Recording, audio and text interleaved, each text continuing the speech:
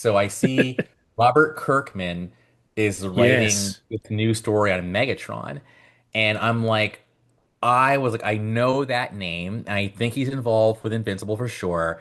And for Hmm. some reason, I thought he was involved with the boys too, but then I realized no, that's Eric Kripke. I was getting them mixed up, Yeah. but still, I just love these all three of them. Like you talk about Frank Darabont, Robert Kirkman, Eric Kripke, like, and Kirkman's only 47, like he's our fucking age. Like Yeah. it's just cool to me that I just want to be inspired. Like that's like my MO. And so just knowing you exist, like I said, just take over the franchise, dude. Like Transformers has been mismanaged in my opinion. I'm being an old fogey, but and nothing's top G1 for me. I'm sorry, at least G1 movie. And I trust you. I am all about Invincible, so I know that you can give these guys. I mean, yes, the movie was fine. It was just mismarketed, but I just feel like you have a darkness to you, Kirkman, that I think I'm gonna like apply to the Cybertronian wars because we haven't been, at least from what I know, as dark as Transformers the movie since. Oh, So, I mean, the comics are a treasure trove. I got my son a copy. If you go to Kickstarter, I think it's actually now you can actually buy it on Amazon, but it's called there's 4 volumes of a compendium and is the original US and UK comic releases of the oh, Transformers comics. okay, okay, yeah. Um, if you read the first one, dude, it's so bad. Because it's like they don't like they're writing a new comic with all this new stuff, right? This is the very first instance of the Transformers period, right? And so they definitely design the characters after the toys because when you see Ratchet and Ironhide, they're in the background, but they have that really shitty look that the toys had. Yeah, exactly. Yes. But they're in the background. Like it's also like very 80s drawn art, right? Like the art's not great, like compared to a lot of the art that we have now. Um, but every time a character would show up for the first time, they'd be like, "I'm Ratchet, and I'm the da da da da." Like in conversation, you're like, "Dude, that's terrible."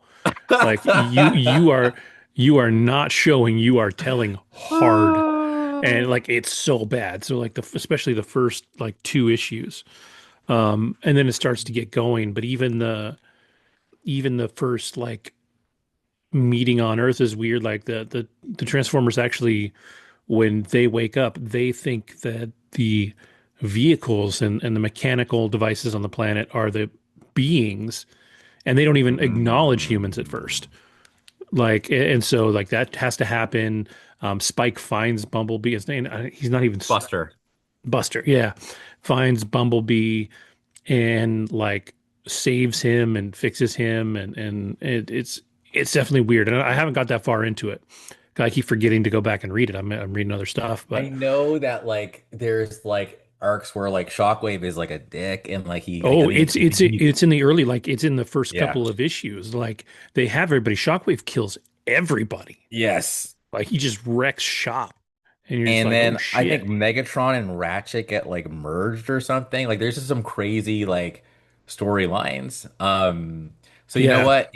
Everybody's I think it was like Simon something. I think he wrote the British. I know the British one's different than the American one, but you said you have Yes. them Yeah. all together.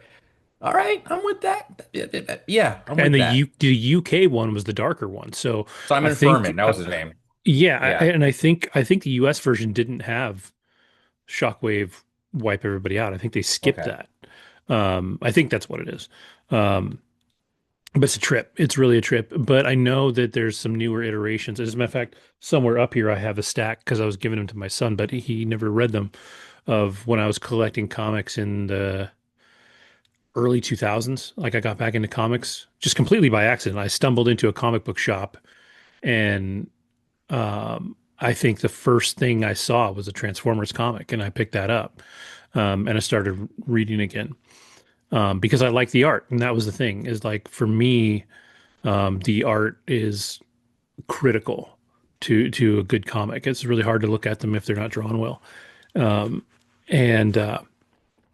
and so I got back into comics, but I have a stack of some of the older ones that I know, is it IDW that just rebooted again? No, it's Skybound. Skybound just rebooted the Transformers. I don't even know if they're 30 issues in, so it's been less than 3 years. Um, and those ones are actually supposed to be pretty good. And then I think that's where Kirkman is now taking over the Megatron story. Or I don't know. I don't know if it's a Megatron spinoff, like if they're, or if it's going to be a story within the existing running series. Um, but yeah, if he is on board to take on some more responsibility, um, that'd be awesome to see what he does next over there. Yeah. But I've heard good things about IDW, or sorry, the Skybound ones. I just don't have them yet. But they have them in volumes on Amazon. You can get like the first 12, I think, in one volume for like $20 or something. Like it's not bad. That's a steal. Yeah. Yeah, but yeah, it'll be fun to see somebody take the Transformers somewhere. Like me and my son have been watching most of the cartoons, and we are one episode away from finishing Beast Machines, which is Oh, the sequel to Beast Wars. right. Um, Neither of which are particularly good. The animation is, if you remember when we talked to Tom about what was going to happen with Robotech and how they were Yes, it's talking about that. going to that. Yes. Oh, dude, the animation Yeah. is so bad. It's so bad. Yeah. And some of the character like designs and ideas are just so bad. I'm like, what were you guys doing? Like, it's just like you're just bleeding blood from a stone, just trying to get money out of this franchise. You can just see it. But with Beast Wars and Beast with Machines, there's like this underlying bit of like really kind of interesting and intelligent material, but it's just feels thrown away because um, the rest of it's so bad. Like there's some interesting stuff buried in there. It's just not developed very well. And some of the And dialogue is horrendous. and again, the only saving grace, at least for me, having not really watched much of it at all, is knowing that this actually takes place like in the future of G1, but they've gone back in time. I believe that's what it is. Something like that. That's what they do in Beast Wars in the Yeah. beginning. But man, it just the more you watch it, the weirder it gets, and you're like, how does this line up? They even find the Ark at one point, Yes. Yes. and the other funny thing is that they find Optimus Prime, and he's much bigger than them. Like Yes. and it's so that's interesting, and they actually bring him to life for an episode, and I was like, you're really pushing it because now you're having events that contradict the story that you're saying it It's bumps got to be into. creating a new branch. That's, I mean, that's the only way I define it. Like they go and then it's like that's now a new branch, a new possibility. But Yeah, yeah. it's always been a poorly run franchise because they just keep rebooting it or doing weird things and Yes. like yeah, it's really bizarre. And like they'll make a character a good guy and then a bad guy without any really good reason. And it's Which just reminds me, I've also heard Thundercrackers, like they're using him a lot. Like, like as far as like him being like a Autobot versus Decepticon. And that's kind of cool because Thundercracker was kind of just kind of a dumb brute in like the original cartoon. So to have mhm. him be like, but even in his toy, I remember his tech spec, like his Yeah. bio talked about how he was not necessarily like all the way down for the Decepticon cause, you know? So all I'm saying is, Kirkman, you're a good storyteller, and maybe this could be a good segue to go to write Invincible if you want, because like I know that we were talking about oh God, I forget his name already, but the electricity guy, and I was being hard on him, and you were like, dude, like, but Yeah, played by Aaron Paul. I can't remember the character's name. Um, I'm gonna like but Google it. yeah, it was kind of a funky name, but um, yeah, I just thought the character, well, the episode, I mean, he was not a Powerplex. Powerplex. That's right. He was not a character that you like, but I think he was sort of a character that you can sympathize with. Like when you look at his story, he is absolutely Bruce Wayne from Batman versus Superman, right? Except he actually lost people he knew, whereas Batman was like, you're fucking up the city and you're just killing people, which is, I mean, obviously still bad, right? Like people are still dying because of the thing you're doing. This guy was directly affected. He lost his sister, and even worse, he lost a niece, nephew. I think it was a niece. He was his niece. Yeah. Yeah. And so, it broke him. It broke him in a way that I think also um, they talked about it a little bit before everything goes down. Like his childhood wasn't great, right? And not that obviously Bruce Wayne's childhood isn't great, right? Like his parents were shot in front of him, but he had more of the hardcore discipline kind of crazy to go out and, um, just fight the fight and train himself and get better. But he also had near infinite money, right? Like he had the money to build toys and make himself better, where this guy had to steal some shit to give himself some powers, to control them and kind of focus them, and he watched as nobody did anything. And so he was like, I've got to do this. And then he just snapped, and when you watch the story too, it almost feels like his wife wants him to Oh, a thousand die. percent. Oh, Like she just pushes him so hard. Like when he's going to give up, she's like, no, you can't. And she was less affected by it, right? Like it was his family. I mean, it doesn't, yeah. not to say she wouldn't be affected, but like she really, really pushes him. And instead of letting him, Give up. process and yeah, and kind of accept that he doesn't have a stake in this or doesn't have a way to change this, which sometimes, let's be honest, in real life, you have to accept that you cannot change A the thousand things around percent. you. Yes. And she won't let him do that, and it ends horribly. So now you Horribly. know he's messed up. Like now he's messed up. So check this out. I But was Googling his name, and apparently, according to Google, Aaron Paul actually left the role. Like if Powerplex comes back, it will not be Aaron Paul because he said it was too grueling on his psyche. So I think that says a lot about, again, why I think Invincible is such a great show, because obviously, like, we've been ruined by Arcane. Like Arcane is now like the pinnacle of animation, and anything after Arcane is like a little bit rudimentary. But while Invincible's animation is nothing to write home about, it's still good enough.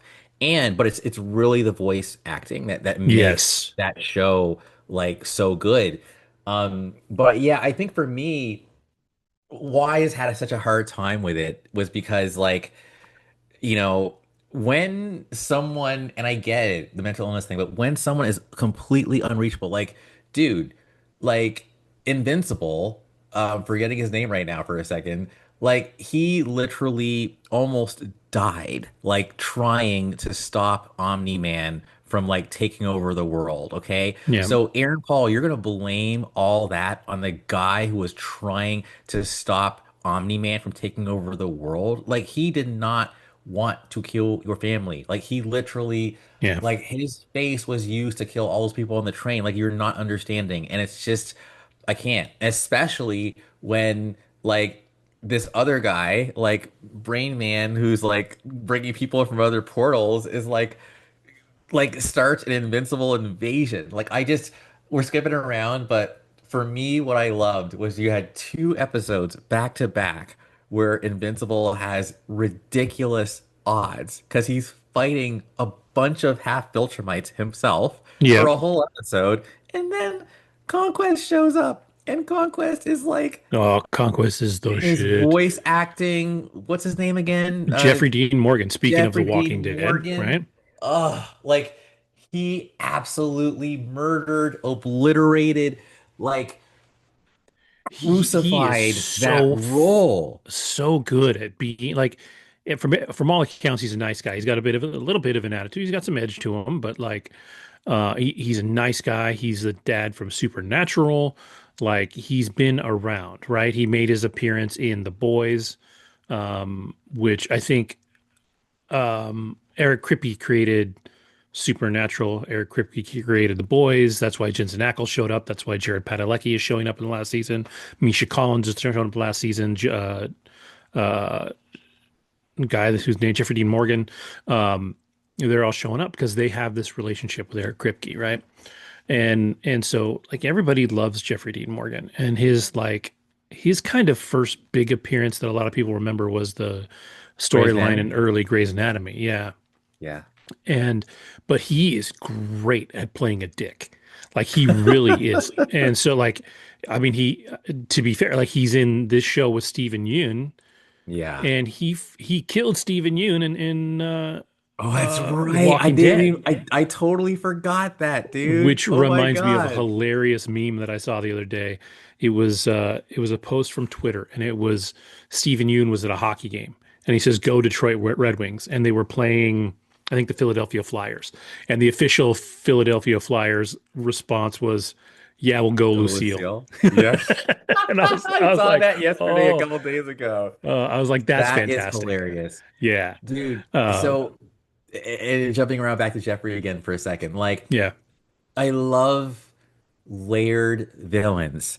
So the fact that like Conquest actually confesses to him, like, I am so lonely. Like, dude, like I was just like, what am I watching right now? Like, Dude, his whole bit was so good because he's like, I don't really give a shit. He's like, I don't care. He's like, I just want to ruin shit. I just want to kill things. I want a challenge. I haven't had a challenge in a long time.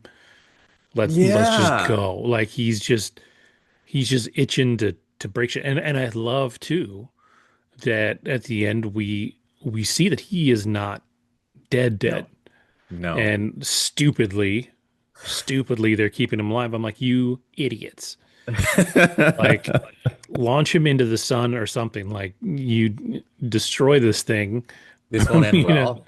Yeah. And I was Yeah. like, yeah, so it's like he's like Doomsday in Superman, right? Like he's just all kinds of bad, which sidebar, they just did an entire storyline that completely re-explains Doomsday in a way that makes his battle with Superman and the death of Superman even more tragic.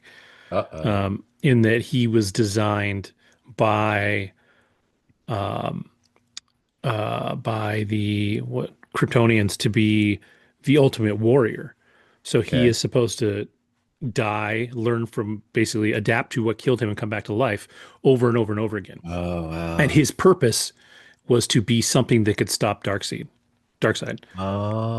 And so in the Oh. comics recently, they finally finished that story. And so they brought it to the end, but he wasn't ever supposed to fight Superman. He was never supposed to be there, but he was still almost like in his infancy of what he was going through. So he was damaged and crazy, and that's why that huge battle and the death of Superman happened. So it sounds like a really interesting story that I want to go back and actually find the entire run of and read. Um, but yeah, like I'm pretty sure Conquest is not that guy. He's just a dick. Like he Yeah. likes wreaking havoc. He likes being bad. He likes to challenge himself, and uh, And apparently he's so bad that the Viltrumites kind of even keep him away. It's like we yeah, just yeah, send you to go wreck shop because he's the last we don't resort. even Like like you. he's the Yeah. nuclear option, right? Like yeah, Yes. And he's and never been beaten. yeah, and like you said, Jeffrey Dean Morgan is so perfect for that. And I agree. Like when you look at the voice casting in the show, Walton Goggins, J.K. Simmons, Stephen Yeun, like they're all so good.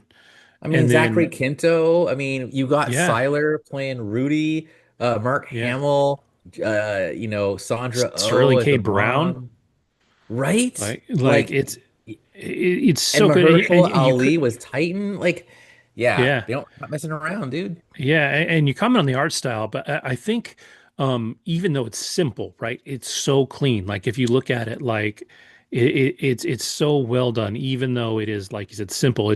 When you can't compare it to Arcane because Arcane is like a painting come to life, like Yeah, the way that looks. And to be fair, the cost to produce is miles different. insane. Yeah. You know, it's like comparing Attack on Titan to GoBots. It's just not fair, right? Like you got different budgets and skill sets, right? Um, but you know, Um, the Invincible shines in its cast and its writing. The way they develop these characters and work them. I think I think that Conquest would be great if anybody played him, right? Like it's a well-written character, but then you have the advantage of putting Jeffrey Dean Morgan in The there, which special is like, sauce. yeah, which is icing on the cake and takes it even further. Um, Stephen Yeun does a great job um, as Invincible. He's Mark. so good in I remember his that. name. Yep.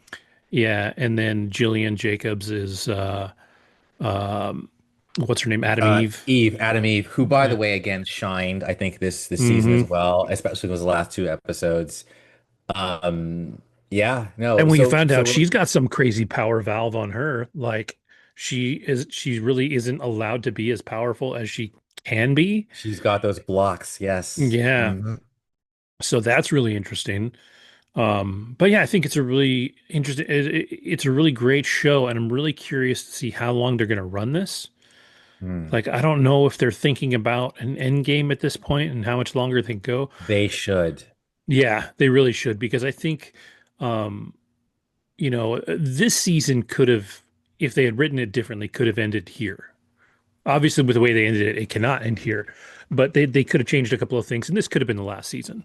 But you still have everything going on with Seth Rogen. What's his name? He's got a funny name that it's Alan the not Alien. Bud, but yeah, what is it? Alan the Alien. That's Alan right. the Alien. Yeah, yeah. And he's a great like little character because he actually just totally whoops ass, and Now they're he just does. and they're just like, yeah, but he's super nice, so we're just gonna just leave him out there doing his own thing. He's a Unopan. That's what you're thinking That's of. right. He's That's right. from Unopan, and yeah, so he can't even talk. It's all telepathic, which is Yeah. great. Yeah. And so it's like that's going on. So they're coming back at some point. Um, I was convinced when he went back in time, I would have bet money.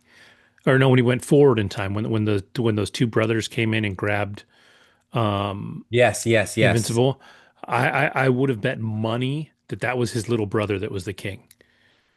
I was so sure that was going to be the twist when it was just turned out to be immortal. Yeah, I yes, was yes. like, oh, okay, it's still a good twist or whatever. Like he was crazy, but that felt like a little side storyline that wasn't all that developed.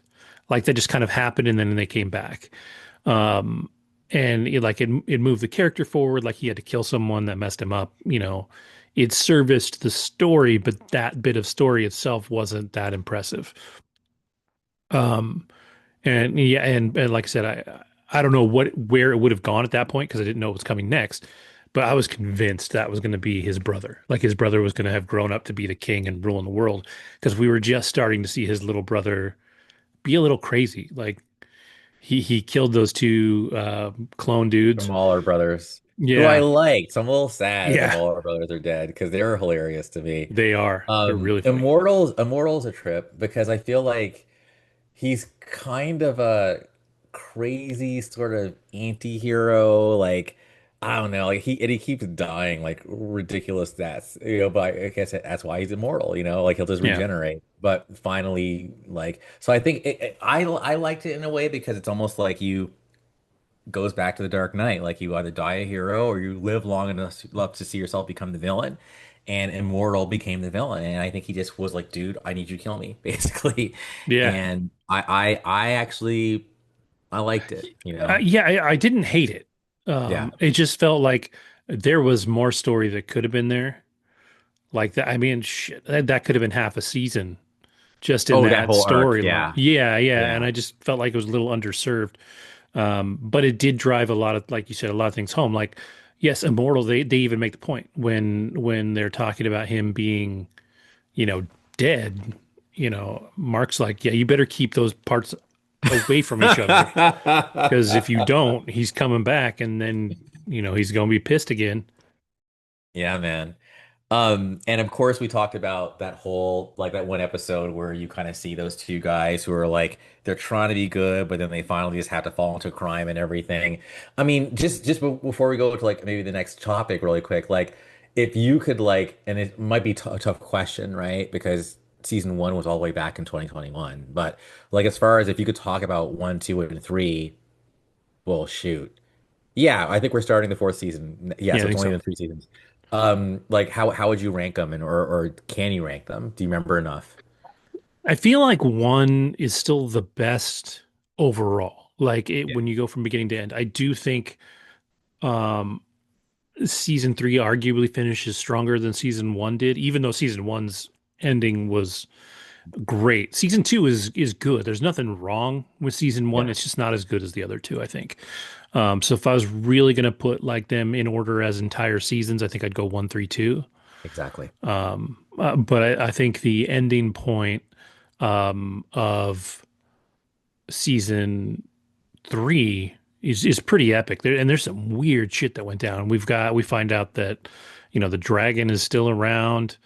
How they're keeping that dude around is a trip. We kind of reset the power balance in the criminal underworld Yes. around there. Oh man, you just reminded me. I need to do my research on Machine Man. Like everybody Yeah. he talks. Like even the fact the way he talks to me is just I've never seen or heard that ever.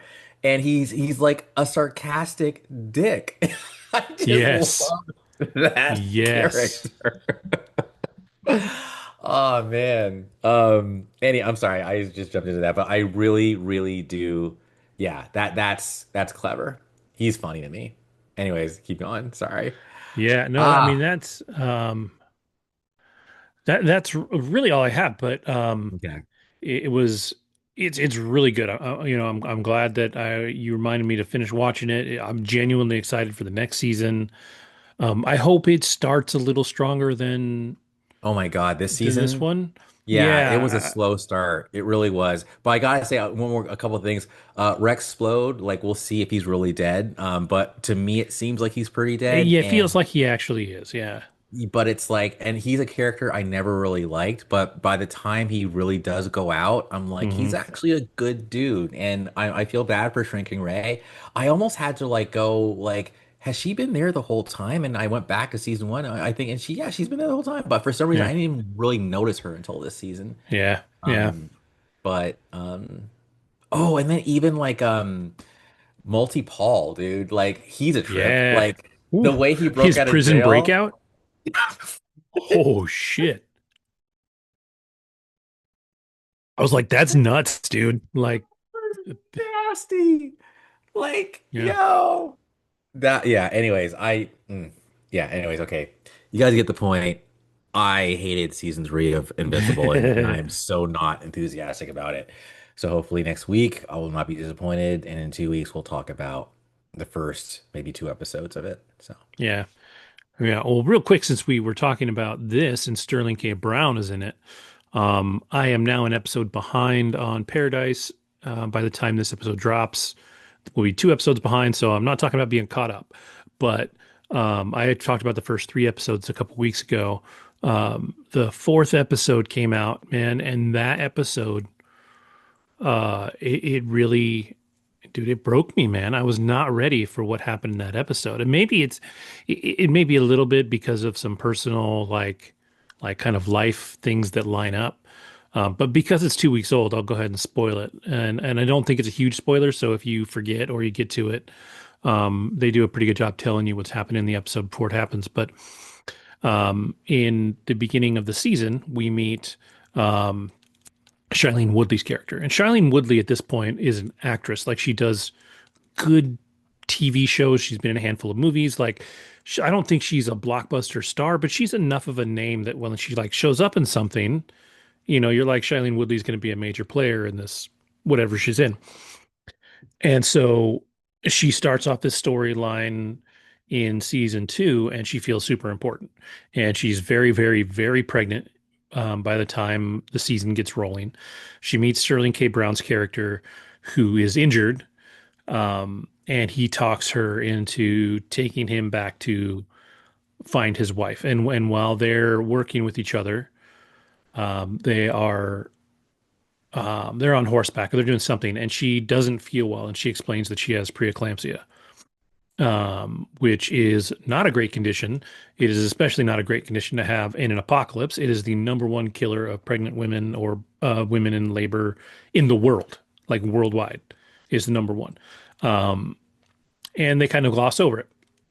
And so at one point in the episode, she starts actually going into labor. She's terrified. He doesn't know what he's doing. He goes and grabs some people, which is not her jam. She is very antisocial. She's kind of terrible. It's like she already was before the apocalypse happened, but then during the apocalypse, obviously you become more paranoid because everybody's stealing from everybody and all this, right? Um, but the people he finds are good people. They come and help her have the baby. As she has the baby, we realize the bleeding is not stopping. All this stuff goes in, and her character dies. And like it is just like they set it up so beautifully beforehand. They even tell you that it's a possibility by saying she has preeclampsia. You just don't believe it's going to happen. Like you're waiting for that moment where some miracle comes through and she's going to be okay because it's TV, right? And they don't do that. And it's so well done. The acting is so good that the stuff they built around it, and like I'm watching it and I'm like literally crying man tears. Like I was crying. Like it was so well done. And like I said, it might be a little personal. Like for my wife, when my first son was born, she had preeclampsia, without knowing. We had no idea. We'd been to the doctor. She had no symptoms. And we were in the hospital because she thought she was in labor. And everything was fine. We just thought she was in labor. Nurse leaves the room, comes back in, like, or no, she was in the room. She left the room like white faced, like bolted out of there. And we're like, what the fuck is going on? Because still, my wife felt fine. Her blood pressure was 200 over something. It was skyrocketing. And within 2 hours, they had literally cut my son out and fixed her up. And she was in the hospital for a week recovering from all of the blood related issues that came with it. And funny enough, she never had it again. I had two more kids, and no problem.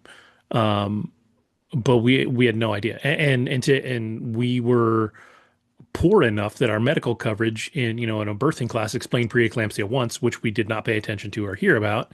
So we had no fucking idea what was going on. And so it's just a trip that, it's the number one killer in the world. And it's not talked about very often, like publicly.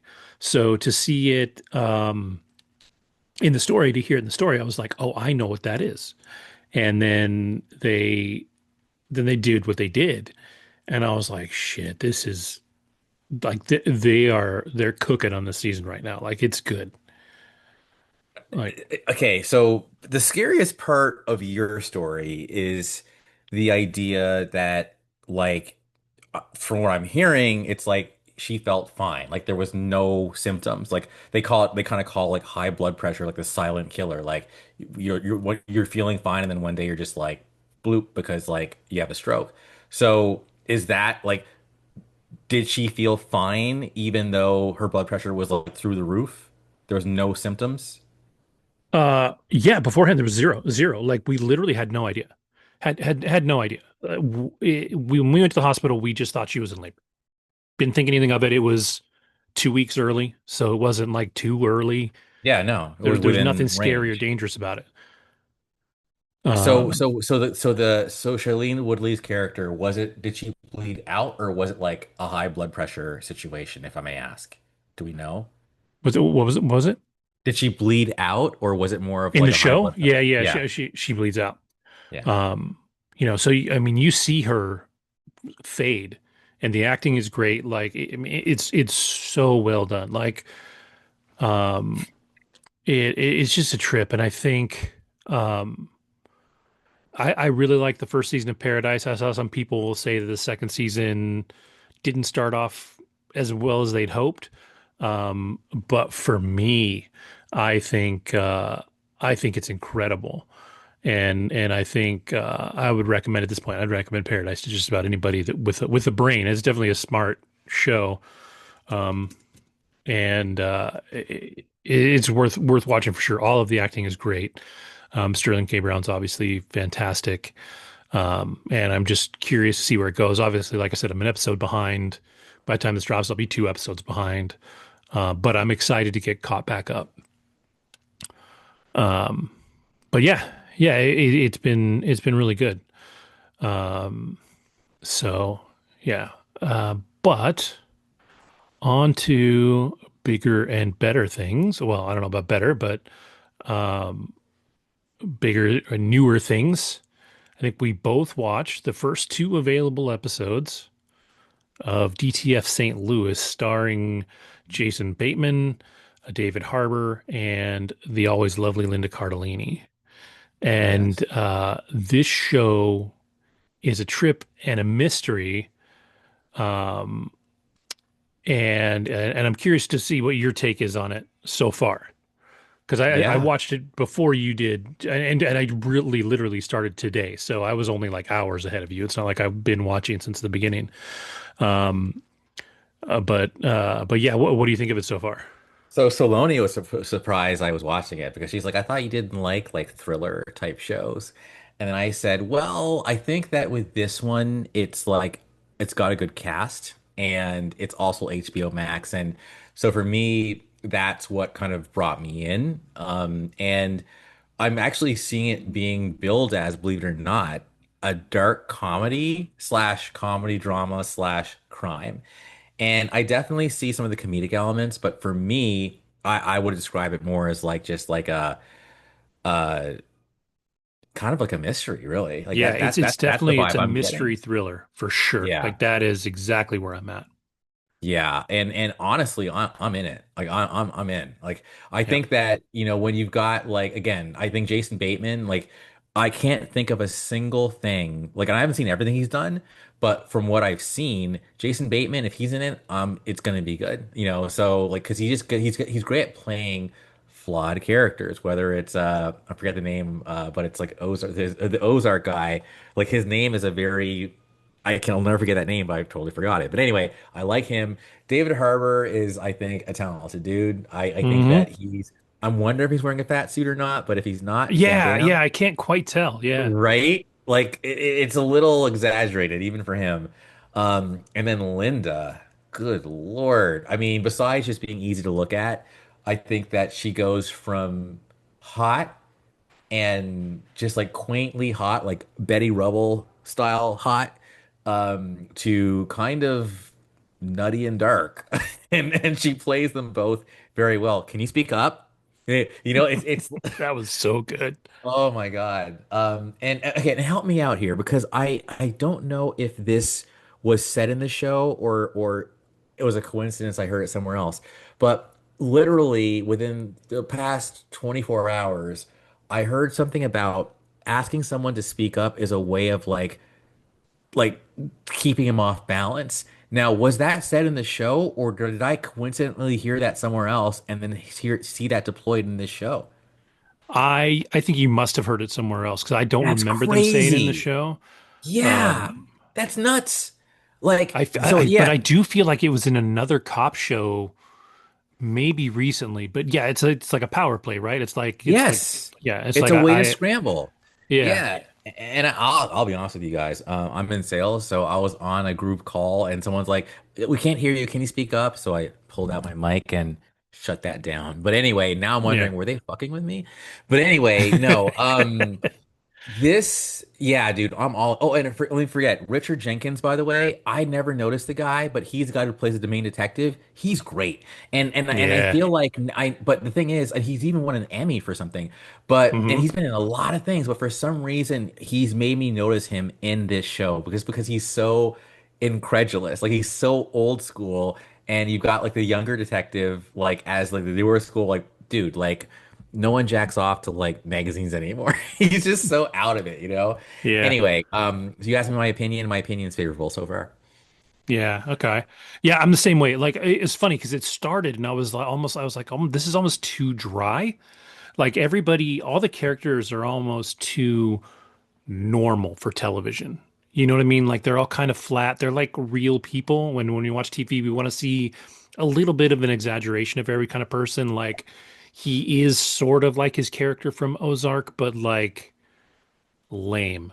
Like he's not like in Ozark, like he's in control all the time. Like he's always Mhm. thinking he's sharp in this. He's kind of a dumbass. He's kind of an Marty idiot. Bird. I had to look it up. Yeah. Marty Bird. S- Yep. So and so so different while being so similar, but it's like you're waiting for that edge to come out that you see in Ozark and it's not there. Oh no. Um No, he's a victim in this. For sure. yes, I absolutely believe he's innocent. But I'm just trying to figure out, like, it can't be that easy, right? Like that, it can't be that the wife has poisoned him, but that's what it's pointing to. But that just seems too No. easy. Okay. Okay, let me ask you this. Maybe we can talk a little bit more about what's happened so far, but if you had to predict right now what happened in this show, what do you think happened?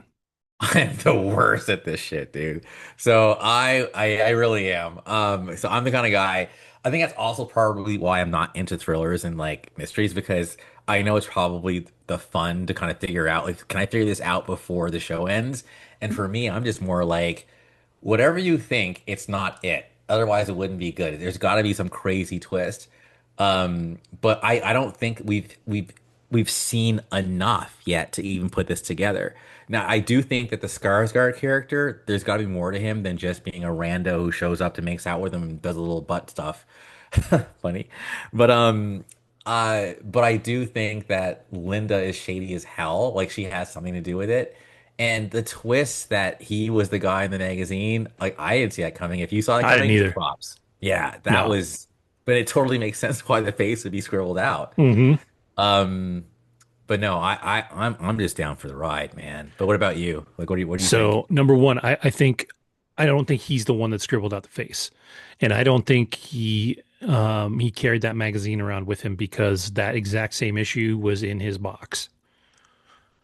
I think if I'm guessing what's going to happen by the end, because they just sort of implied that the that uh, dude's wife knew that he was having an affair, right? Like the blonde wife, Yeah, yeah. Jason Bateman's wife, they're starting to set up that red herring that maybe she killed him.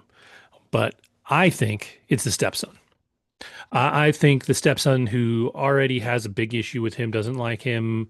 They've been laying those breadcrumbs. I think he found out that um, that stepdad was in Playgirl and did this. Porn. Yeah, and my guess is it wasn't even porn, and I wouldn't be surprised if he's not even gay, because even Jason Bateman's character said, "Oh, he's not actually trying to meet men."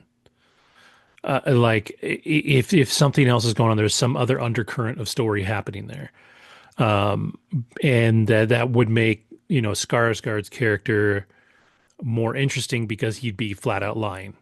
Yeah. Now I don't know.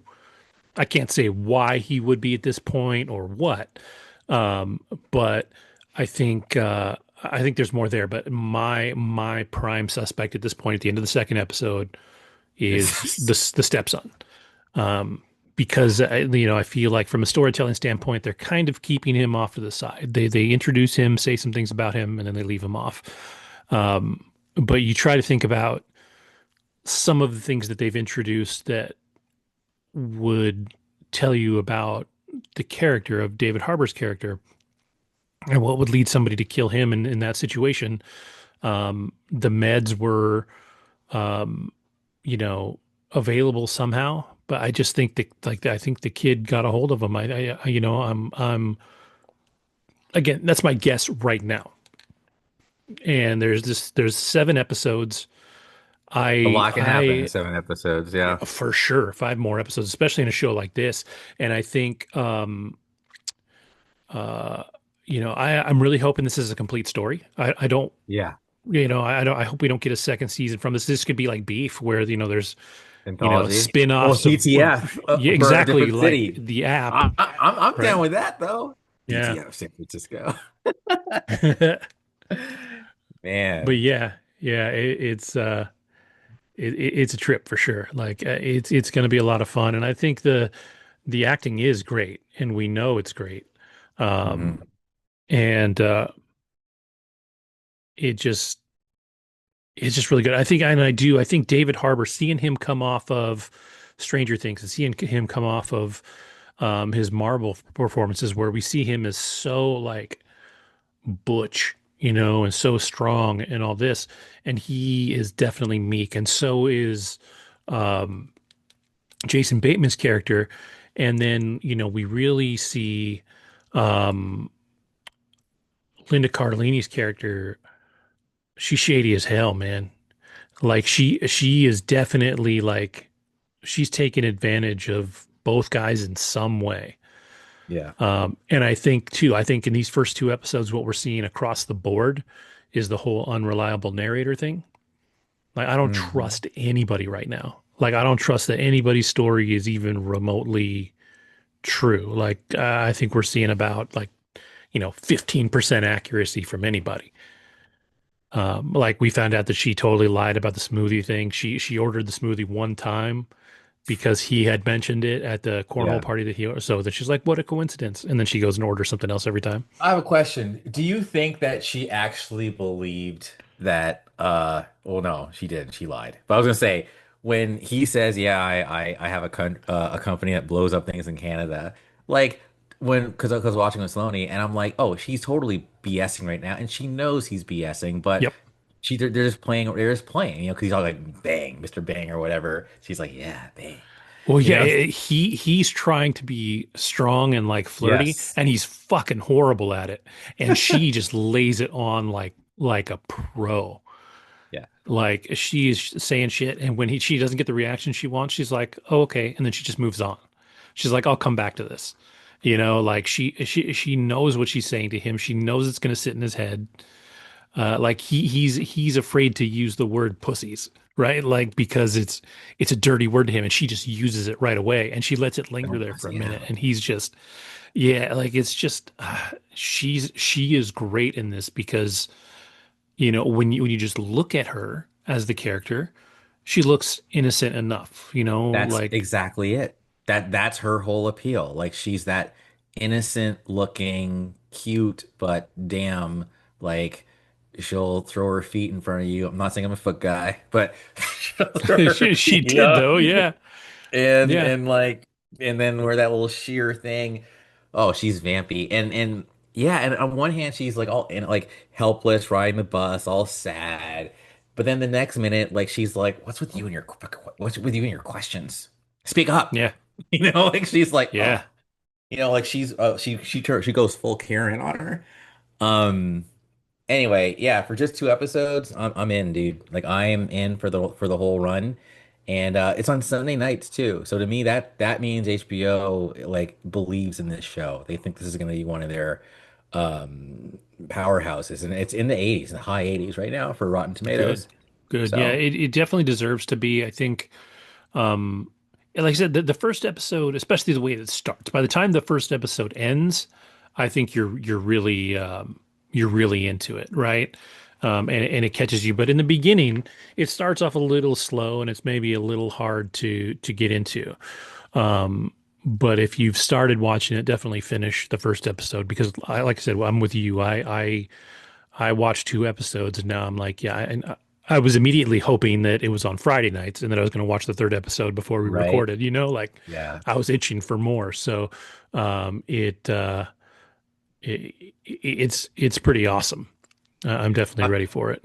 I also want to say though that I hate the stepson, and I remember like thinking I was watching with Saloni, and I'm like, see, this is why I don't play board games, like because to me, if you're gonna play a board game, it's not fun anymore when people take things seriously and argue. And the stepson and him were arguing, and Jonah from Ozark, another kid, like he annoyed the hell out of me. So I feel like this stepson and Jonah have similar energy, but don't get it twisted. Like Jonah will absolutely pop a cap in your ass, as we saw. Uh, Hmm. like he will, and clearly, like you've now already cursed this kid in my brain. I'm gonna be watching him for the rest of this season very closely because he does have motive. He does have motive. Yeah, and he's definitely like damaged, which you can see the mom would cover for him, and she's also crazy. Like Oh my if that God. crazy is generational, right? Like she You know what like where she became certifiable, and you could even tell on his face when they're at the concert and she's holding his hand at the concert. That's strike number one. Like, what are you doing? Like, what are you doing? Right? I get the thrill, but what are you doing? But then Then you start crying and talking about how much you love him. Like he's looking at her like, what the hell's going on? But then also, I'm like, dude, are you falling in love? Like, are you serious right now? Like, you want her to leave him? I think he did. Yeah, but that's the thing. That's what I'm talking about. Like, I don't know who was telling that part of the story and how honest was it? Like, is that Well, it's in the text though.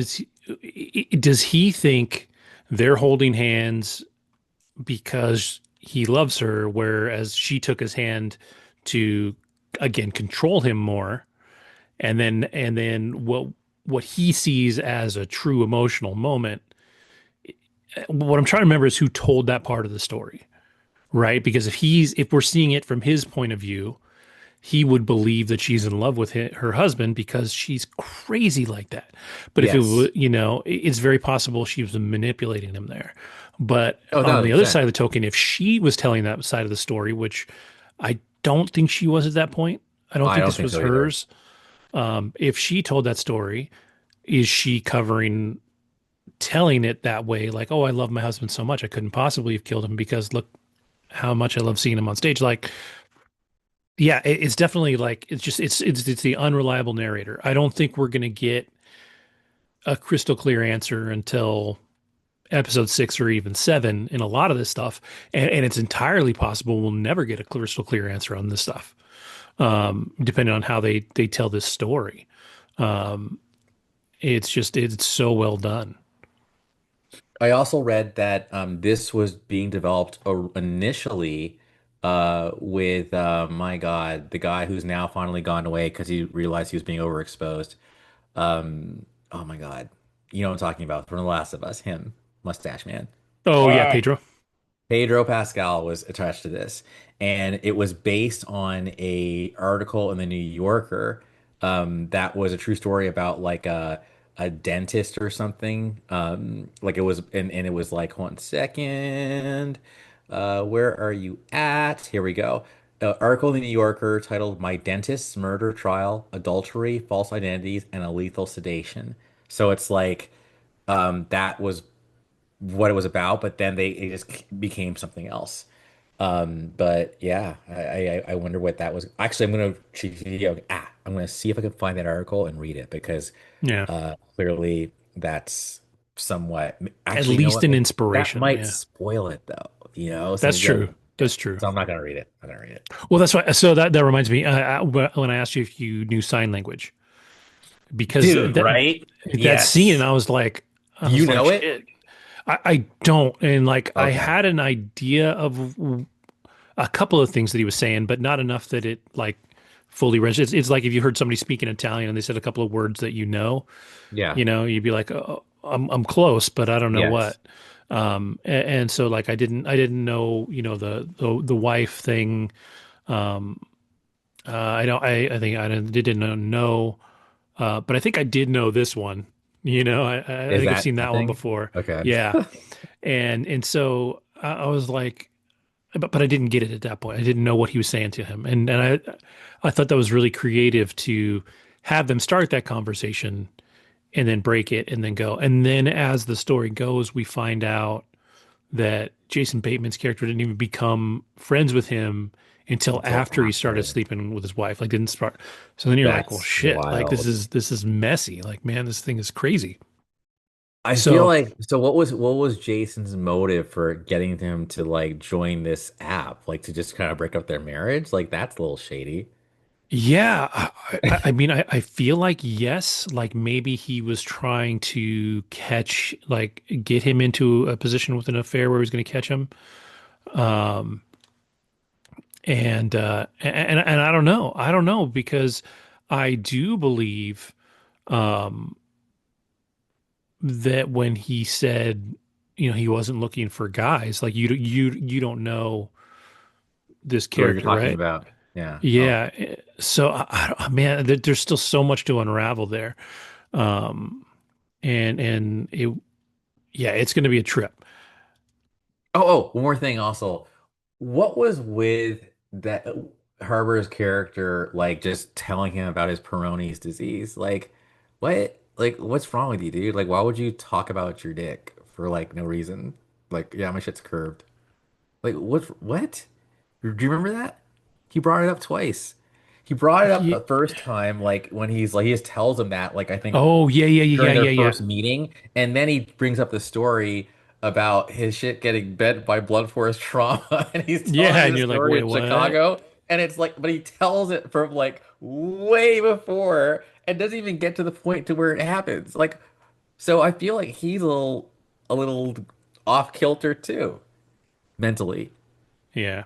Yeah, definitely like his character comes off as like almost autistic to me, like spectrumy, Yeah. and he may be written that way even though they'll never like say or necessarily give him that diagnosis. Um, and I definitely think like that is in somebody's mind as they're working this character. Um, but yeah, it's definitely a trip. Yeah. Um, but yeah, it's just everything's well done, Yeah.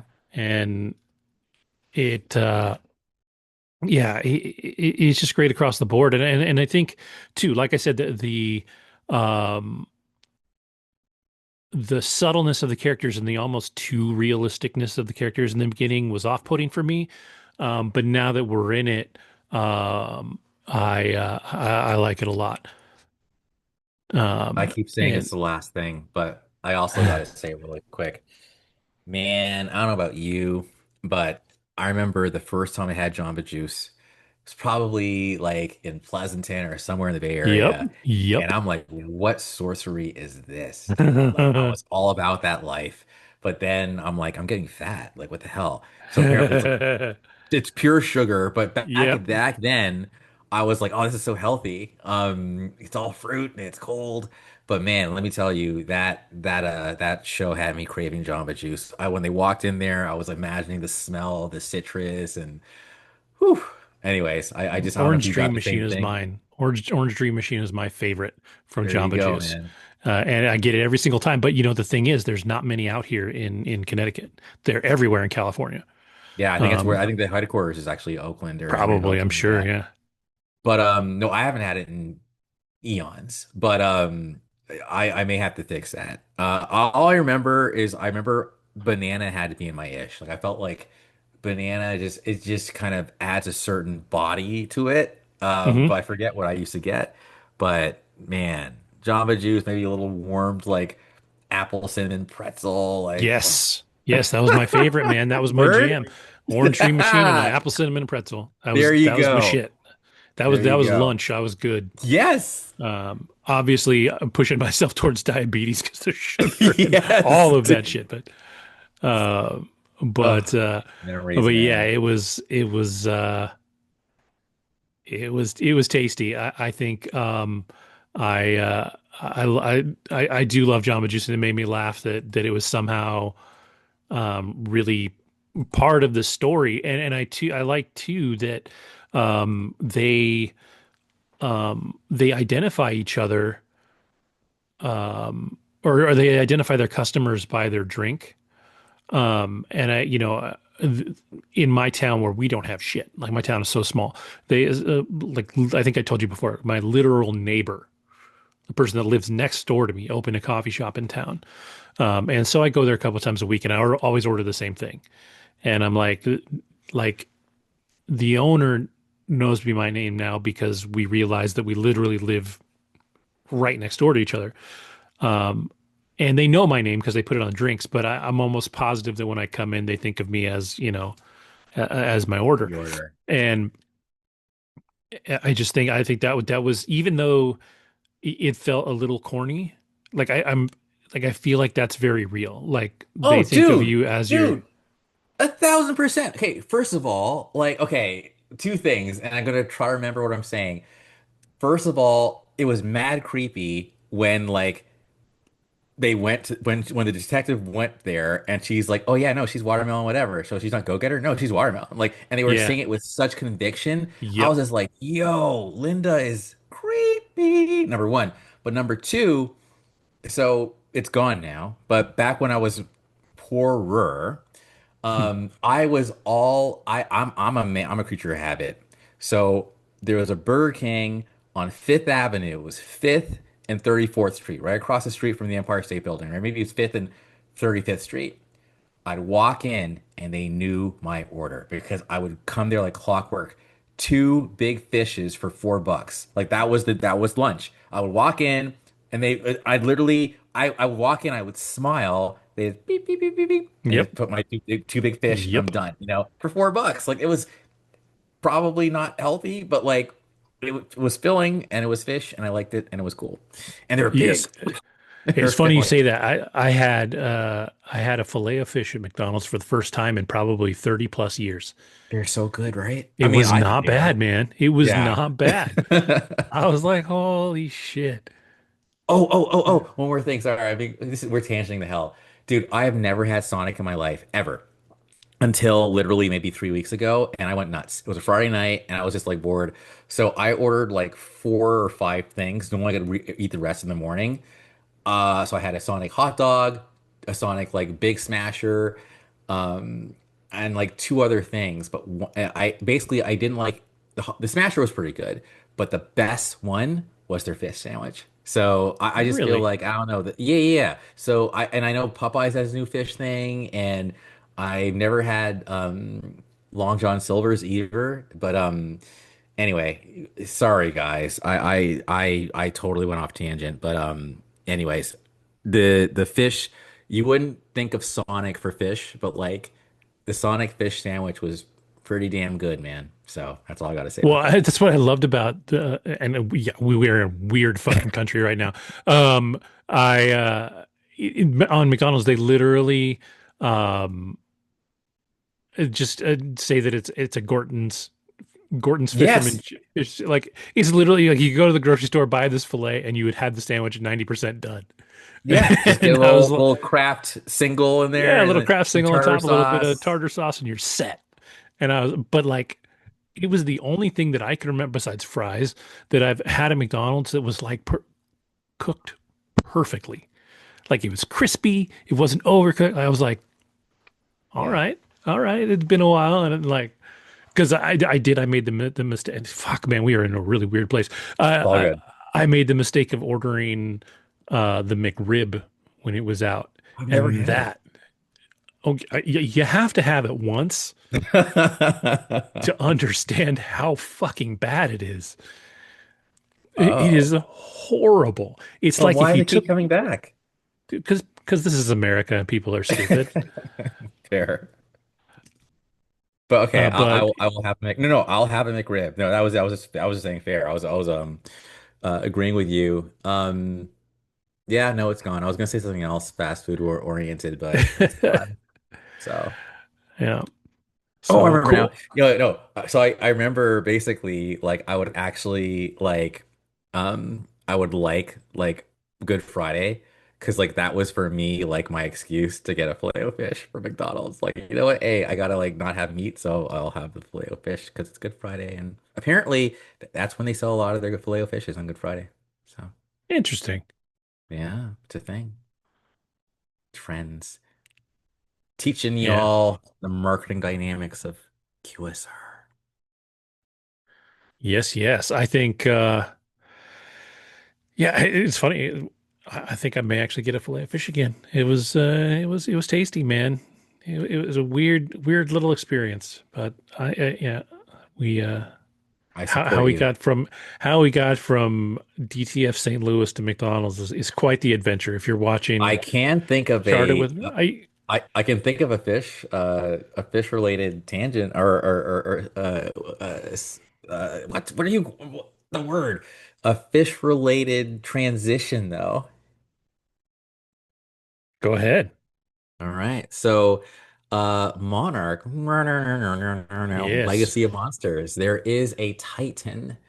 And this Titan apparently has a relationship to the water and these weird, like trilobite looking things. And I know that the third episode has dropped. We don't need to spend a whole lot of time on this, but I will just say that so far I'm still absolutely hooked into Monarch. I think Hmm. that Kurt Russell is that dude. I think Wyatt Russell is that dude. I think that basically everyone's still like, they're playing their positions. And this second episode, I was literally scared. I was scared because we're going back in the past now. They're in this village that I absolutely would have convinced homegirl, like, I don't care what you want to find, let's go. I don't Hmm. want to die here. And like they are like the village, like they have this like celebration thing, and you see this like effects with my hands right now, like that's what's happening to them because they're being drugged with some sort of drink they had. And I think they were Hmm. being like left as sacrifices for like when the little trilobites come and then the big titan comes and they have to hide. And I think that episode ends pretty much with them like hiding and then it ends. So we don't know like what Yep. happens like afterwards. And I know that episode is dropped, but yeah, I think that so far.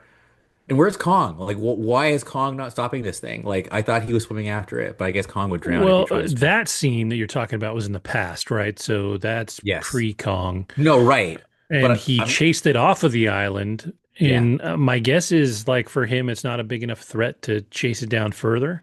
Oh, he just You wanted it know? off the island. Yeah. Okay. I wonder if Zilla's going to show up then. Because, I mean, Zilla apparently doesn't like it when other monsters are stomping on his planet. So maybe he'll like wake up and be like, "Argh," like Yeah, yeah. open his I'm mouth and curious. like, Like, I feel like this is the reversal of the first season where we saw Godzilla several times, and then it ended with Kong. It could be the opposite, where we see Kong a lot in this one, and then it ends with Godzilla. Um, but yeah, it's definitely interesting. And the thing about the last episode is like, it's a weird cliffhanger kind of to end on in episode two because it seems like it's really dangerous, but at the same time, neither one of these characters can die in that scene. They're going to be okay. So it's sort of like anticlimactic in a way. you know what? The fact that you just said that makes me feel so dumb. I feel peril for them. You're so right. Like, why am I worried? But I guess, yeah, that was really dumb. I feel peril for them though. I mean, if yeah, I'm like, you're right. They're totally gonna be okay, but still, it's just like, but like they could still get fucked up. Like, Yeah, yeah, for sure. For sure. Like they're not safe. But they, they're not going to die because we know both of them obviously are there in the future. My son pointed out it is confusing. The flashbacks, I think, are probably the most confusing part if you don't see the scene with somebody else in them. Like when it's just the K character, Mhm. she's exactly the same age in both timelines, so it's confusing for a while, and you have to see like that reference character to realize what time frame you're in sometimes. True. Yeah. But yeah, I think it's really good. I'm enjoying it a lot. Um, I did watch the third episode already, but I was sleepy while I was watching it. I need to give it a rewatch so that I catch all the little things that I missed. But um, yeah, really solid so far. Definitely more world building and interesting stuff going on. Um, a little more with Anna Sawai's character. We see her go home in this Oh. one and see her family from home. Her mom is it Keiko from Star Trek? She is Chief O'Brien's wife Oh. From DS9. Nice. Okay, cool. from I Star think Trek: The Next Generation. Thank you very little. And then well, DS9. I She's think she was in more in DS. Well, whatever. I'm yeah, not gonna yeah, like. yeah, yeah. I'm sure she both her and O'Brien were more of side characters in Next Generation. They were there for sure, and they had their Yeah. moments. Like they weren't nobody, but they were more side characters. And then when they went to Deep Space Nine, they got more storylines, things like that. Um, but yeah, Nice. it's definitely there's some interesting stuff and some realizations that start to get made in this one about family, like we talked about before. So I definitely need to rewatch and catch all that stuff. But yeah, really solid so far. Cool, cool, cool. I do you have anything else? I do not have anything else right now. I But Go ahead. but I mean, I know I will say that stay tuned for a deep dive, I think, in either the next episode or the episode after this, probably, actually, probably 2 episodes from now, of just Ted Lasso. I know it's kind of already done, and I think there's a new season coming out, I think, but um I watched it for the first time and I gotta say, um, I like it.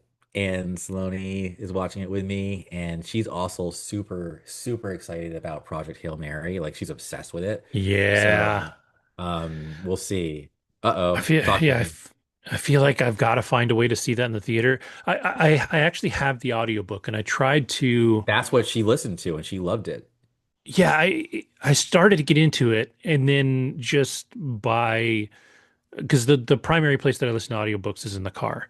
Okay. But recently my son has been going with me to the grocery store all the time, and that's really um my Bonding. only time in the car. So, I've been spending time with him rather than listening to the audiobook. Yeah. But I just saw an interview with the guy that narrates it.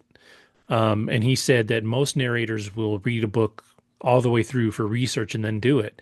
And he's like, that's not me. He's like, when you hear me reading this audiobook, it is me reacting as I read it. He's like, so those moments of excitement or whatever, he's like, those are authentic. Those are because what I'm reading is new to me. And I was like, that's pretty cool.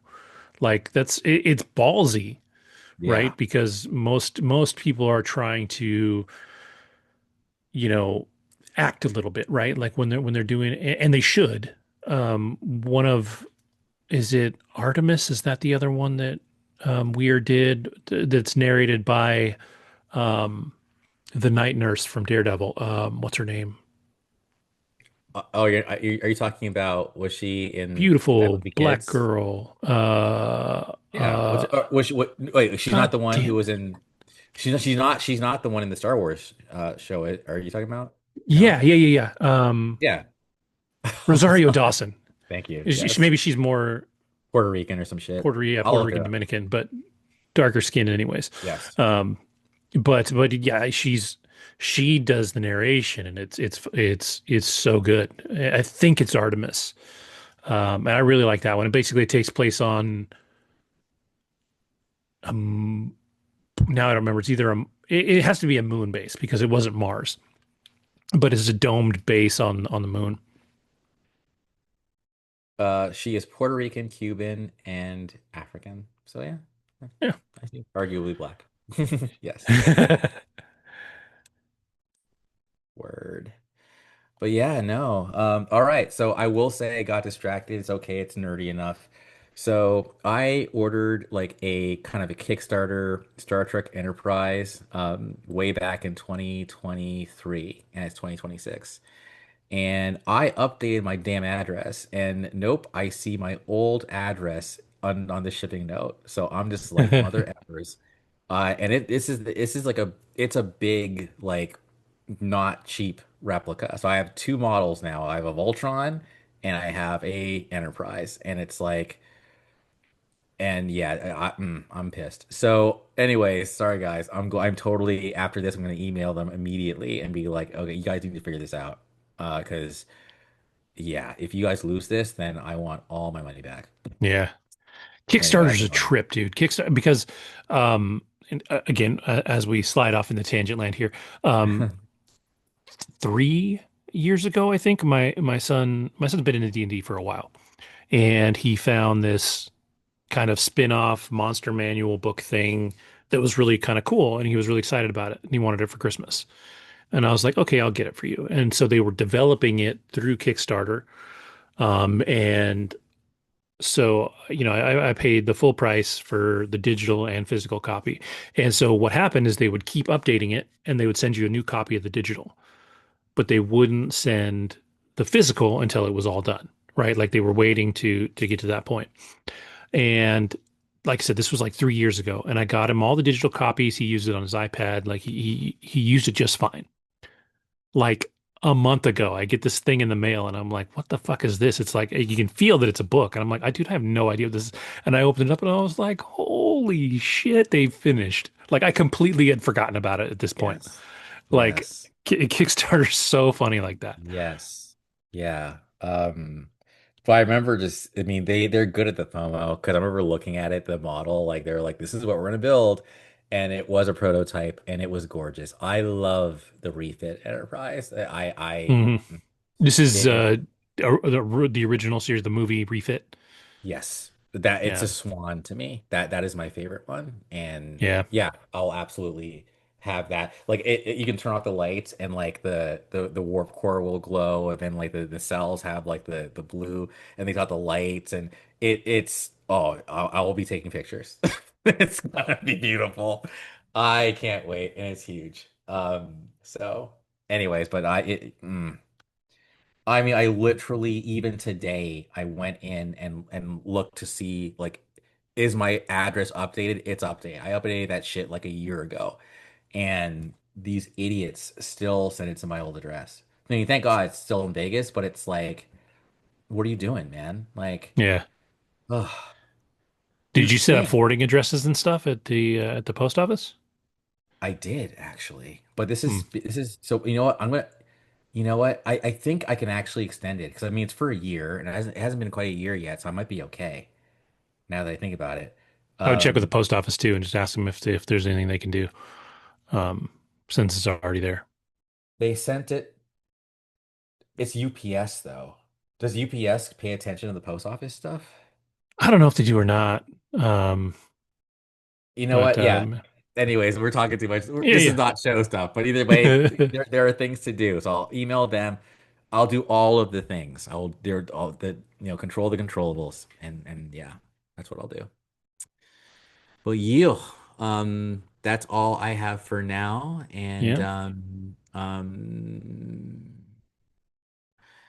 yeah. Same yeah. boat. I fired up the first episode of the second season of One Piece. There may not be a more cartoonish live action show like ever. Like it is crazy. It is 100% live action, but it feels so cartoon. And so, I mean, it is definitely like it's kiddish, but not. Like there's profanity in it, but it's silly. Like it definitely it lives in this really weird place. And I do, having only watched one episode um of the second season, it doesn't feel quite as it feels a little cheesier, I guess, than the first season, but that may just be like a little bit of my memory kind of taking hold. So I want to let this run and see, how it goes. But in its own way, it's like this kind of really cool creation because it's an adaptation of an insanely, um, Like 20 seasons or uh, something. it's 1,000 something episodes. Like the show Yeah. has been on for a long fucking time. Ever. Yeah. Yeah. Since like the early zero, it says at least probably 2005 or six or something. I know I've heard of it like since all the way back then. So that's impressive. I wonder Yeah. what stories they're telling. Well, so But it's a trip like The because, Simpsons, each episode's only like 20 Simpsons. minutes long, Hmm. of the animated series, right? But the show, they're, an hour long each. So, you're getting almost a season of the cartoon in a season of the live action. And so it's a trip. It's a trip. And they're bringing in these characters that are weird. Like the characters from the animated series are fucking weird. And they still managed to make them work in live action somehow. And So what is it on Netflix? yeah, yeah. Okay. Yeah. I I I think I would say if you haven't watched it yet, I feel like you'd hate it. Like I feel like it is not the show for you. Well, I'll Um, tell you this much. So my nephew actually loves the One Piece series, and yes, I did try the cartoon, and yeah, no, it's not really for me. oh yeah, the cartoon is like it is definitely it feels like a kid show again. Like I've only watched a few episodes of that. And I don't know if it gets mature is the wrong word because yeah, they use the shit word in the live action one a lot. Um, and a couple other profanities, but there's no sex in it. There's no nudity. It's like it's not that, and it's not bloody violent, right? Like it's silly. It's there's Yeah. just foul language. So, I have a random I, question for you. mhm. Uh, uh, and maybe we can use this as the last piece, like One Piece. No, but I shared something on my Facebook, and it was like, what would you consider the greatest science fiction film of all time? And I was too tired to like really give it thought, but I wanted to share it anyway and see what people thought. I will say I did see 2001, I did see Dark City, I did see Blade Runner listed a lot. Some people said Star Wars, other people said Star Wars is not science fiction. It's more like fantasy or whatever. I don't know. But I think it's a good question. Um, I will say that like movies that come to mind for me would be like The Matrix. I think even like Wrath of Khan like came to mind, but that's not really. I mean, but someone might say it's not science fiction. No, it's science fiction. It's got the Oh, gist for of science. sure. Yeah. Uh, So yeah, yeah, I think Star Trek and Star Wars are science fiction. I think Star Wars is more of a space opera.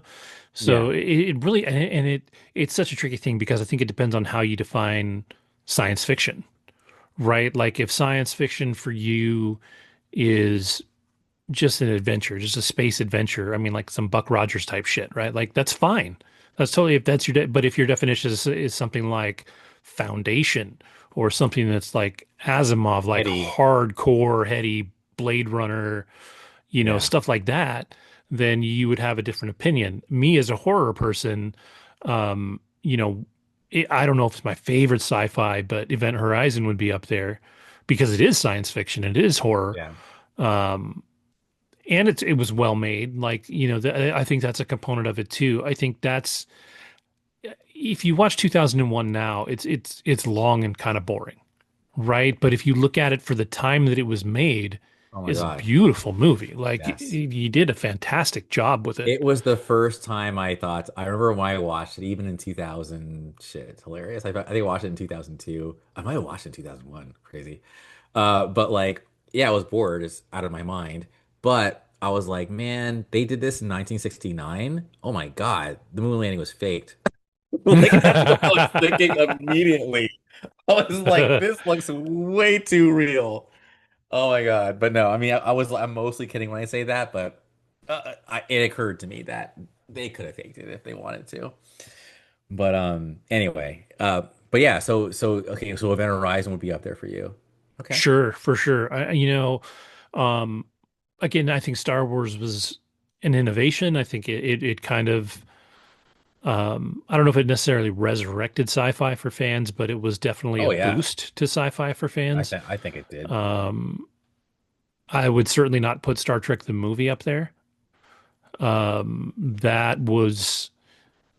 That was almost a cash grab in a lot of ways. Like they're like, shit, we need to bring this Dude, Star back, and it Trek just the didn't work. movie was absolutely based on the success of Star Wars. And Yeah, yeah. so that's that. And I'm trying right now, I'm But trying to think of like Khan, when you look what. at Khan, and then you've got something like legit.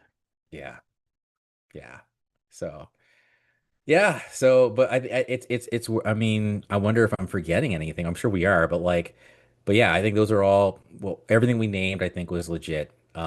But no, I think Dark City is underrated for sure. I think but it's a great movie. And I think Blade Runner is almost like you say that shit for cool points Right? in a Like way. dude, I tried to watch Blade Runner and granted I didn't watch it when it came out, right? So it is not like I wasn't into it. I didn't love it the way everybody else does. Like I was kind of bored. And It's that so tends to happen atmospheric. with those movies of those times, right? Like they're longer and slower. Um, I know people would, younger people that love sci-fi might put the new Dune in there. Um, which Yeah. which is a great movie, but Yeah. again, for me, it's still too slow. There's Dune is so fucking hard. It's just like it's so much just I loved stuff. Dune 2 though. Like Dune 2, like I Dune still is haven't watched that cool. one.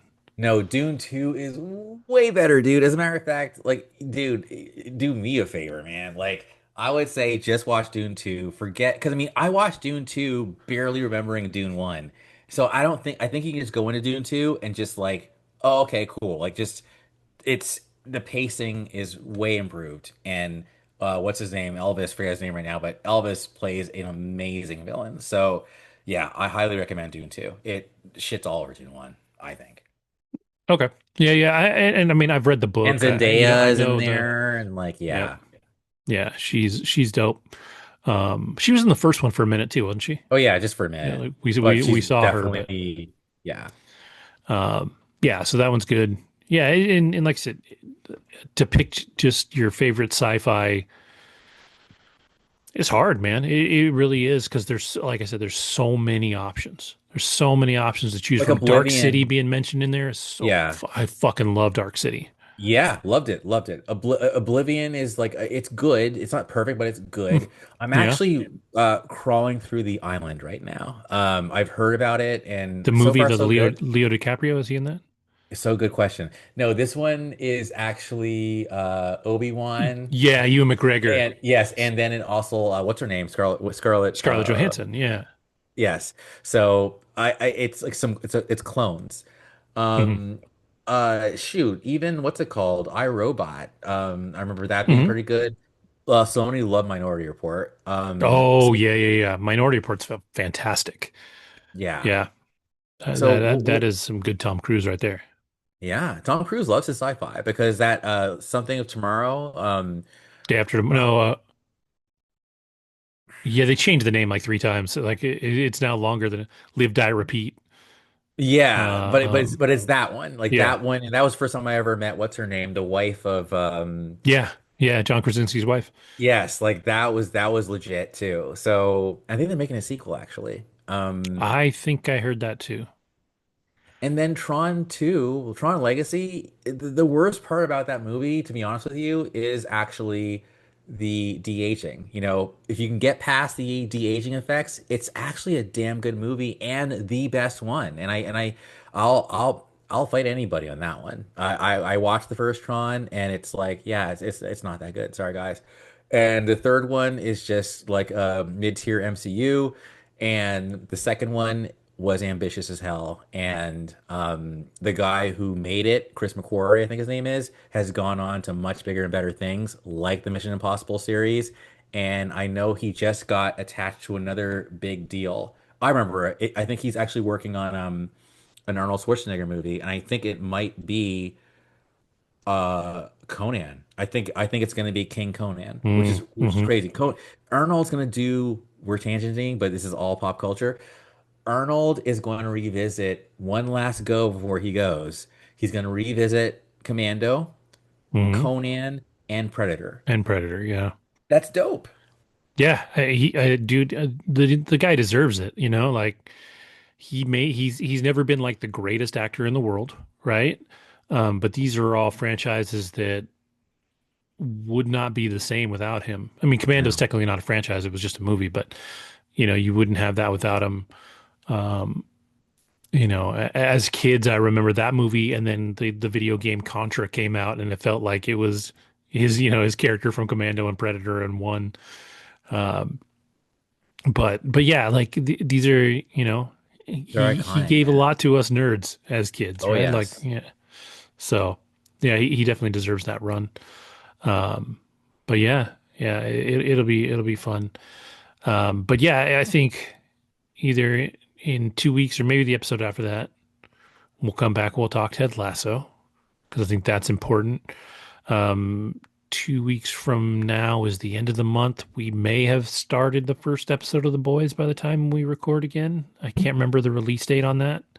Look it up right now. Um, there's a couple other things this week. Um, if you're a reality TV person and you like your cooking shows, Top Chef is back. Still arguably the best of the cooking reality shows. Um, and other stuff that's back right now. I Well, can't The think Boys of is anything else. April 8th. Oh shoot, So, it's that far. Something's yeah. coming out like near the end of this month, and I can't think of what it is.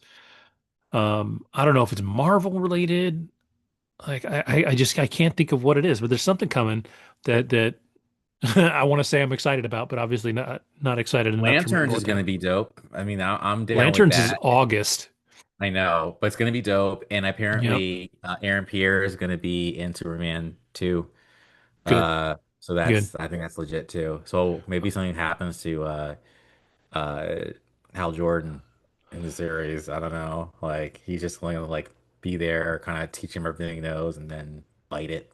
And then Aaron's going to Yeah, be the one. it's definitely interesting to start with an older Hal Jordan because Yeah, he is like there's a lot of Earthbound Green Lanterns, but he is like the guy, and he definitely casting what's his name Kyle Chandler and letting him look kind of as old and run down as he grizzled. does. Yeah, You definitely get the take that this is a passing of the torch to the younger yeah. crowd, and we've seen Guy Gardner obviously in the first Superman. So there's other lanterns around. I did see though that what we've seen in the trailer is not much because supposedly like every color of lantern is going to be in the show. So we're going to see Sinestro, we're going to see the yellow lanterns, we're going to see the red lanterns, black lanterns, all that stuff. Supposedly, Okay. I am not one to really trust the rumor mill these days. There's so much crap out there, and you can slap together an image from AI that makes it look like it was on the set of something, and it's completely unrelated. So you know, take everything you see that's a spoiler with a grain of salt, which is almost a relief these days, as long as you don't buy it. Because we used to live in the era where if something came out that was a spoiler, it was probably true, and then you were screwed. You just knew the thing. Now I see spoilers, and I'm like, I don't trust any of that shit. So you can spoil anything, and I'm like, nah. So like in that regard, it's almost a relief because I just don't buy spoilers now. I'm like, just let it come out, and I'll see what happens. Dude, I'll But just yeah, never forget the relentless assholery of spoilerdom that came out around Endgame because I was totally spoiled. Like I just like it was in the comment section. It was just like a GIF, and it was just like Scott, bitch, Tony Stark, and like I looked away, but I saw those two. I didn't see anybody else, but it was just like fuck you, man. Like what? Anyways, it's just like people just want to see the world burn. yep, Fuckers. yep. You just can't sit back and wait on stuff because they will. People, Dude, people but love. I didn't wait. It was literally like I saw that shit like midnight. Like it was like a friend of mine. Cause remember how hard it was to get a ticket? Like they were selling tickets for like 3 grand. It was crazy. Like that shit sold out in like seconds. But Yeah, a friend of mine had like I think it was like a midnight showing. We didn't get out till like 3 in the morning. I remember like we all made sure our bladders were empty the fuck out before we sat down and just we are just like, all right, we had these smoothies, but I was like sipping that shit. yeah. Like thinking I have fun. I think I saw Endgame 3 times in the first 3 days. Like, yeah. Dude, I, that was like me and the other one. Infinity War was 5 for me, but it wasn't the first 3 days. But I think I saw it two. But dude, that's awesome that you Yeah, saw it. And I saw Infinity War at least twice in the theater, yeah, maybe a third time because I think uh, did I see that with the guys from the show and then watch it with my family? I don't remember. But yeah, but like Star Wars, the sequels I saw.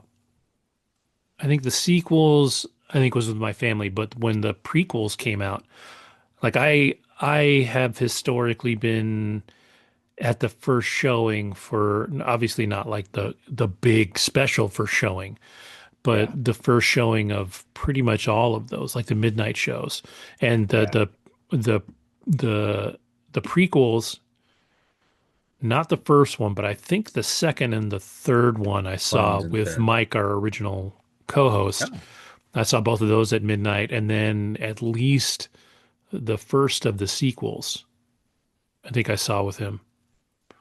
that's Um, awesome. But yeah, like somewhere I've got tickets. Like we went out of the way to find it at midnight, and yeah, it's still I still love event theater. There's less of it now than there used to be, I think, but seeing those midnight shows is something that's just amazing. Is awesome. Yeah, the last event obviously for me was Stranger Things, but before that, Mm. I'll never forget. It was 5:15 in the morning to see The Force Awakens, and I was lucky enough to live about 15 minutes away from Times Square, so I just got up and walked to Times Square in the dark because I was like, I need to see this, and I don't want to be spoiled. And yes, but I think I remember I've told this story a million times. I remember coming back a little disappointed because I'm like, okay, so Finn's whack. Okay. Yes. Yeah. Oh, God I damn. remember being dejected. Like and like, dude, like I I'm a white guy. Like it doesn't mean as much to me as it does, Right? to other people. And I was Yes. still disappointed. I was like, what?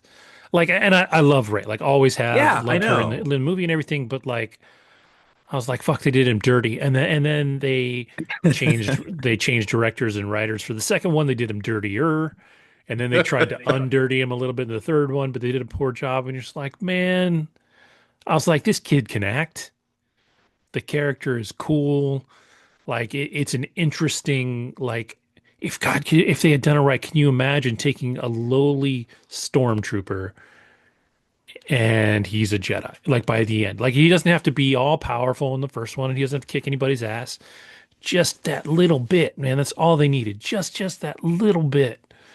And shit, he didn't have to do anything. Like he just had to fight with the lightsaber a little more.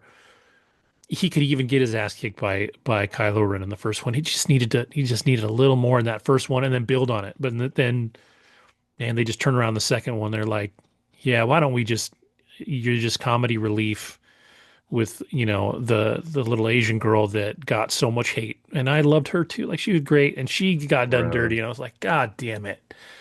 I was like, ugh. So many problems with the sequels, which I'll always say I like each of them as individual movies a lot. But as a cohesive story, there was a lot of issues.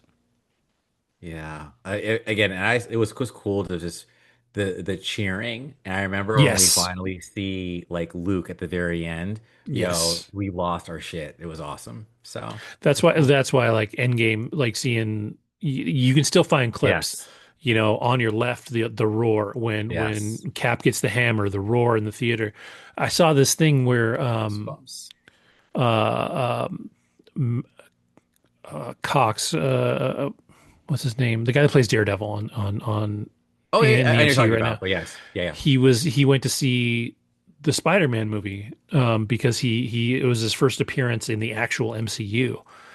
And dude, he said in his theater, he appeared and the theater was dead silent and he was heartbroken. And I was like, that is not the experience I had in my We theater. clapped. Everybody Yeah, clapped in my like theater he showed too. up and we were Yeah, stoked. So I was like, dude, I feel bad for you being in the wrong that place at the wrong sucks. time because 1000%. we were stoked to see Matt Murdock show up just as Matt Murdock and then catch that brick like coming through the window. Like sick. Like it was so dope. And I was like, but I feel bad for you for being in the wrong place at the wrong time because we collectively, the nerddom, were stoked. And that's one of those things that you only get in the early showings of a movie, right? You go in 2 weeks later and people are like, oh, you hear the gasp or whatever from somebody, but it's not as It was exciting late. as it is. Yeah. Exactly. Yeah. So, yeah, seeing something in the first opportunity, especially when it's the fandom, you get those moments that you can only get in the theater. Amen. So cool. We rambled for a while. We turned a little nothing into something here at the end, and yeah, so cool. Well, if you're watching or listening, don't forget to go out tomorrow and get your fish sandwich. It's good shit. Pick your place, get your sandwich. But with that, I will say thank you to everybody for watching. Thank you for listening. Have a great couple of weeks, and we'll see you next time.